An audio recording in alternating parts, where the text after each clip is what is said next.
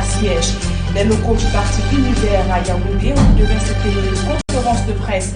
Le Cabral Libi, chez l'autorité administrative Yaoundé 4e, a interdit la tenue de l'événement sans aucun motif. Malgré un enthousiasme relatif du Parlement, la société civile a pris sa ferme volonté de réunir les acteurs sociopolitiques en vue de la résolution de la crise anglophone. À quelques semaines de la All Anglophone Conference prévue à Boya, dans la région du sud, les organisateurs font l'état des lieux des préparatifs des travaux préparatoires. Voilà pour nous.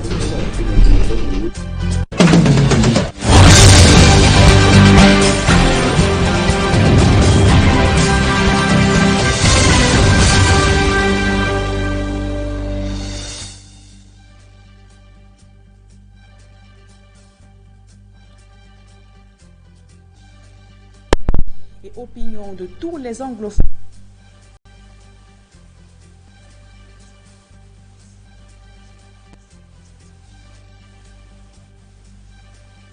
Les 21 et 22 novembre prochains à Boya, dans la région du sud-ouest. L'état des préparatifs à quelques semaines de l'événement, c'est dans ce reportage de Jean-Paul Chouniat. À quelques semaines de la tenue de la All Anglophone General Conference, les préparatifs vont bon train avec le déploiement des commissions à pied d'œuvre sur le terrain. Aujourd'hui, toutes les différentes commissions sont en train de travailler, la communication, les finances, logistique travaillent. Le comité d'organisation est au four et au moulin pour une participation massive de tous les anglophones du Cameroun et de la diaspora. Et l'objectif a été toujours de réunir toutes les opinions qui existent dans le Cameroun anglophone, au Cameroun occidental, pour discuter et avoir un point de vue commun. Sur le refus du maire de Boya de voir tenir cette conférence dans sa municipalité, les organisateurs de ce dialogue sont imperturbables sur la question. C'est lui qui autorise les manifestations, c'est le sous-préfet ou le préfet. Monsieur Kema a un autre problème, pas avec la Anglophone General Conference, mais il a un problème avec les élites du FACO. Souvent présenté à tort ou à raison comme préalable à tout dialogue entre certains anglophones et le gouvernement, la démilitarisation du sud-ouest et du nord-ouest est accessoire. Nous n'avions pas de préconditions. La seule chose que nous voulions, c'est que cette conférence puisse se tenir. Large débat sur cette question d'unité nationale. La All Anglophone General Conference sera aussi ouverte à la communauté francophone.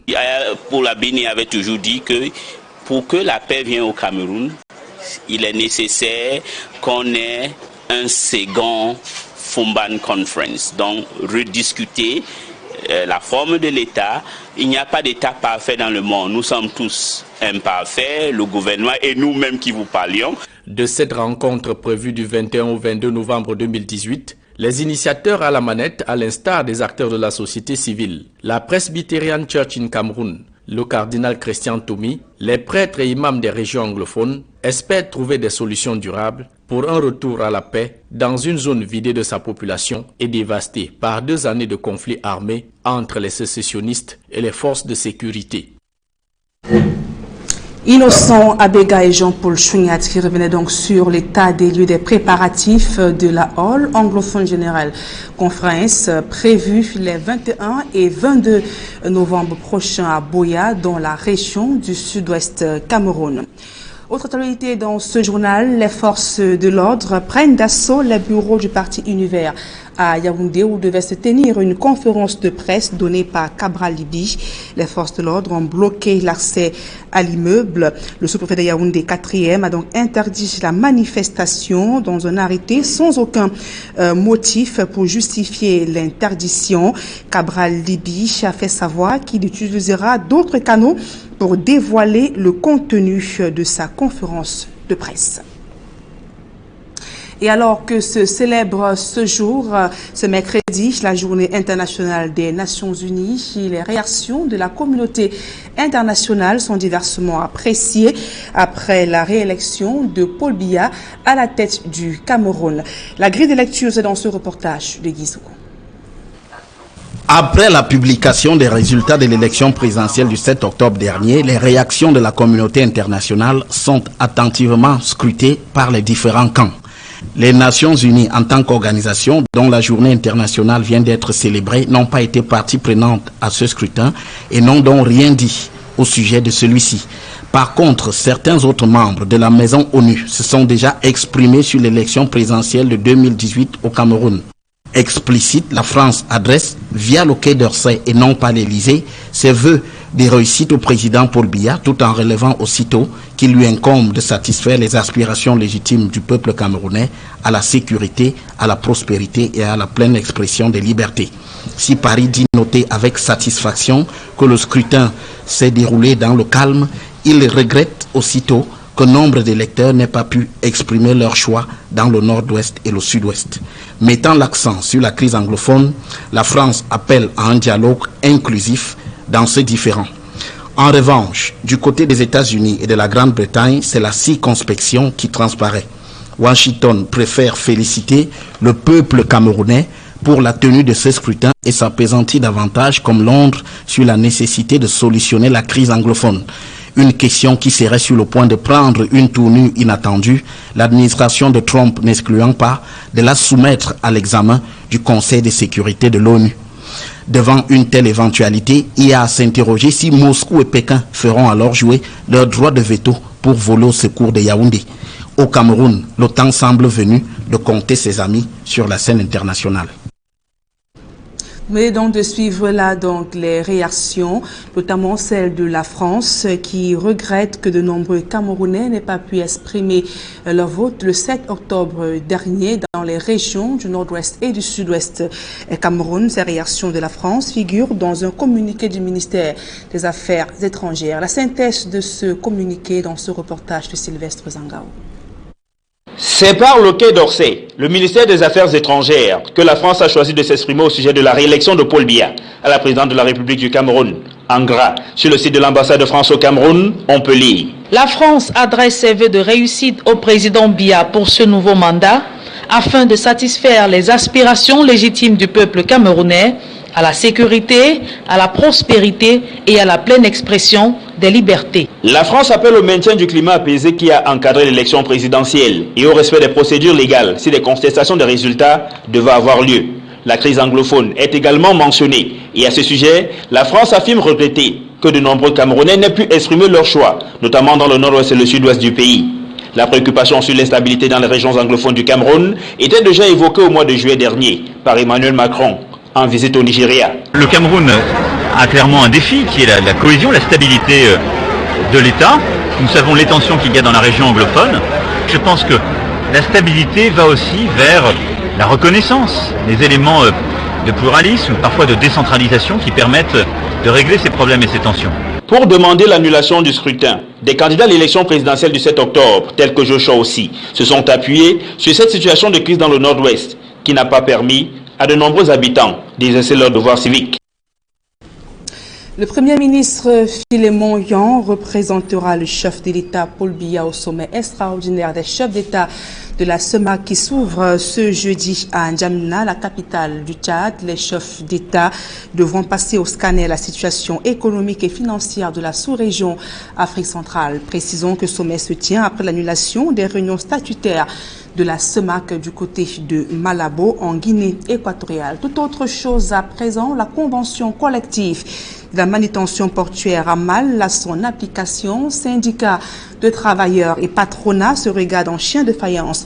Le ministre du Travail vient d'ailleurs de réunir les différents acteurs autour d'une table afin de trouver une solution consensuelle. Plus de précisions avec Marcelin Gansop et Élisée Borba. Signé le 6 mars 2018, la Convention collective nationale de la manutention portuaire dort dans les tiroirs, faute d'application. Les syndicats des travailleurs s'en prennent au patronat. On s'aperçoit que les termes de la Convention sont violés. La plupart des travailleurs de quai se retrouvent dans la précarité, ils n'ont pas de travail. Parce qu'il y a des nouvelles sociétés de manutention qui se créent, mais au lieu d'aller piocher dans les effectifs existants, ils vont recruter les travailleurs qui ne remplissent pas les conditions. Nos frères sont là, ils ne savent pas comment nourrir leur famille, comment envoyer les enfants à l'école et tout. Il y avait donc de la tension dans l'air et le gouvernement se devait de réunir les différents acteurs afin de calmer le jeu dans la recherche des solutions Des propositions visant l'assainissement des rapports entre les travailleurs et le patronat ont fusé de partout. Il y a des sociétés qui travaillent dans le domaine portuaire. Des sociétés ne sont pas des sociétés camerounaises.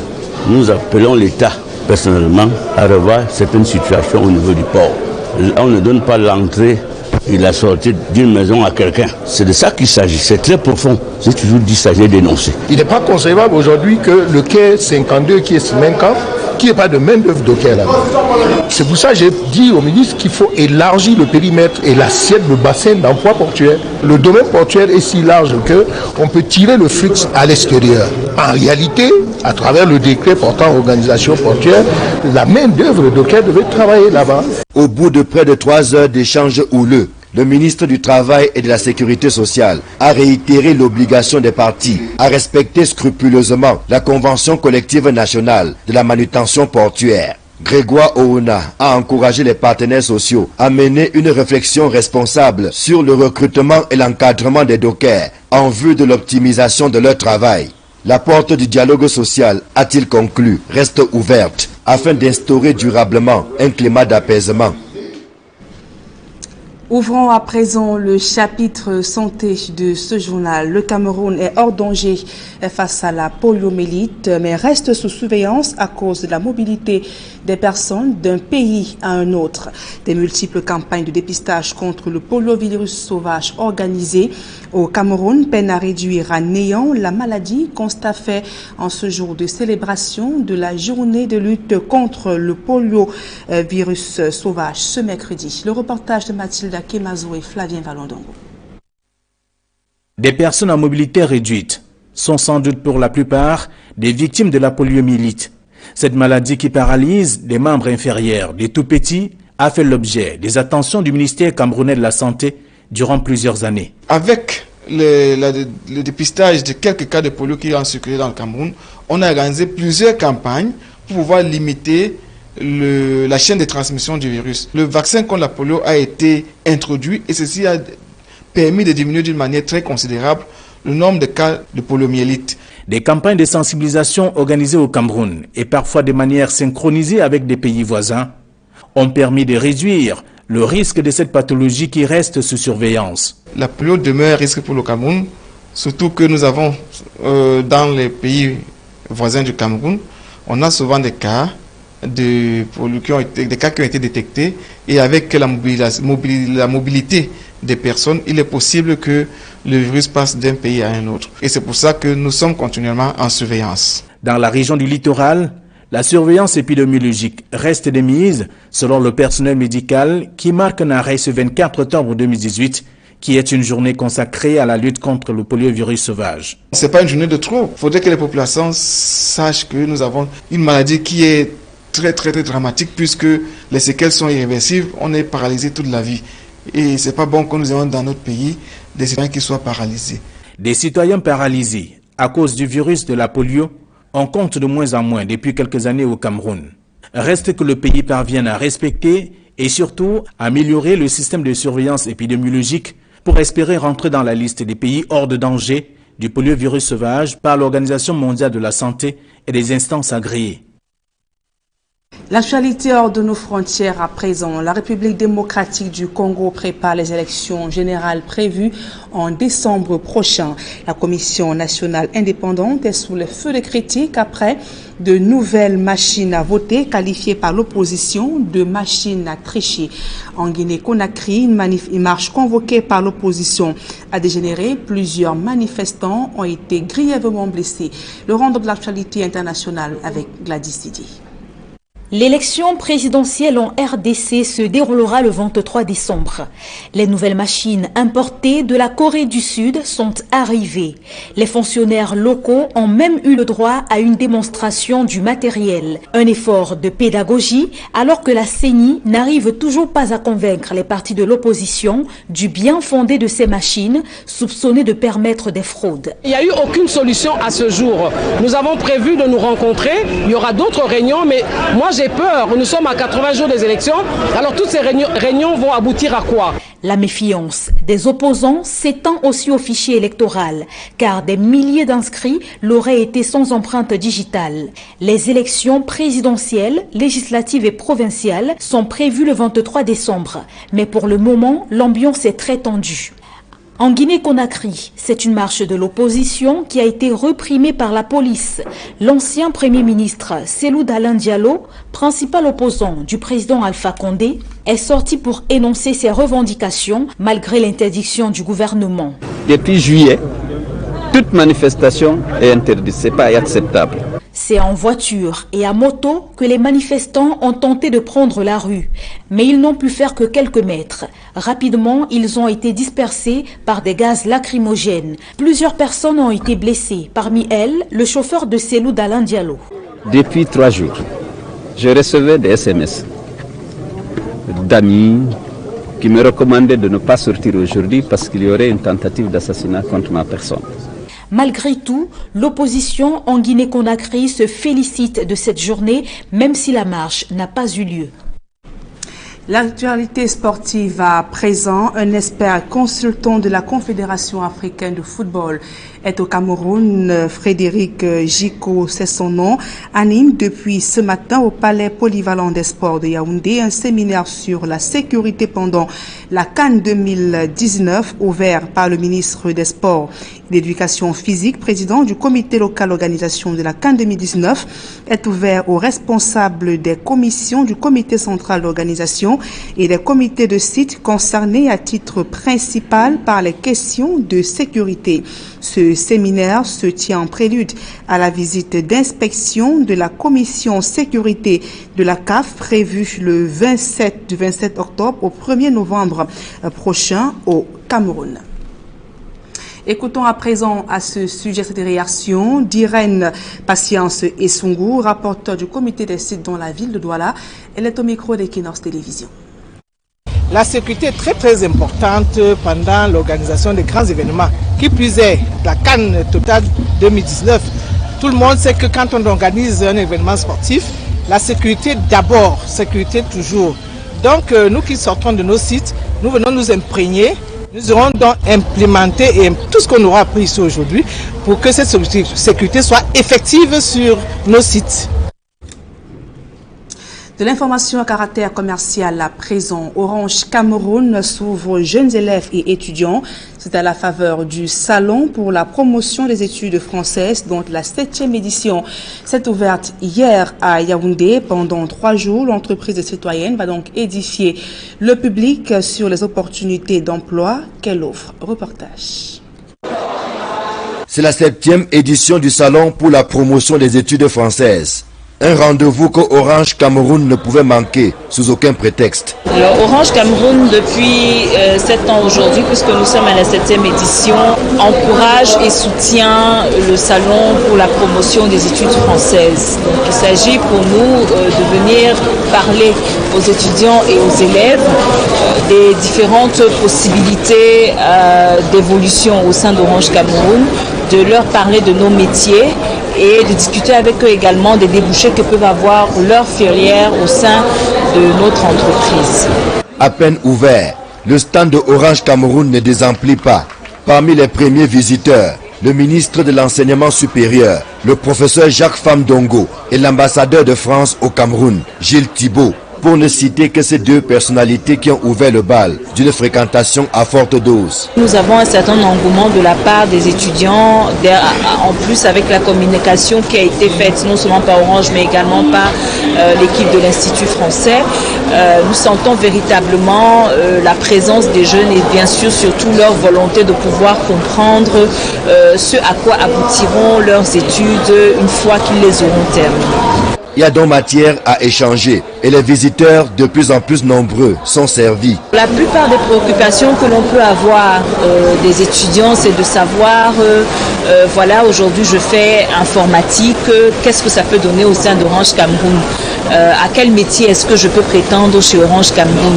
Ou alors au niveau des élèves, c'est je veux faire par exemple avocat, mais est-ce que je peux travailler avec ce diplôme-là chez Orange Cameroun? Donc voilà les questions auxquelles en fait nous répondons demandons aux élèves, mais également aux étudiants, et nous essayons quand même de leur apporter le maximum d'éclaircissements possible sur leur devenir, parce que nous sommes également ici en tant que conseil de la jeunesse. Le salon pour la promotion des études françaises s'achève le 25 octobre. Orange Cameroun, en tant qu'entreprise citoyenne, entend jouer sa partition avec le sérieux et le professionnalisme qui lui valent d'être toujours cité en exemple. S'il faut retenir quelque chose d'Orange Cameroun au SAPEF 2018, c'est bien sûr que c'est une entreprise citoyenne. C'est une entreprise qui a à cœur le développement des jeunes et qui a à cœur les problématiques de chômage des jeunes. Donc ici, nous essayons de discuter avec eux sur les différentes opportunités qu'ils peuvent avoir chez nous, mais surtout comment faire pour pouvoir intégrer un jour l'équipe du personnel d'Orange Cameroun. Vivement la 8e édition du Salon pour la promotion des études françaises. Nul doute que Orange Cameroun ne ratera pas le coach.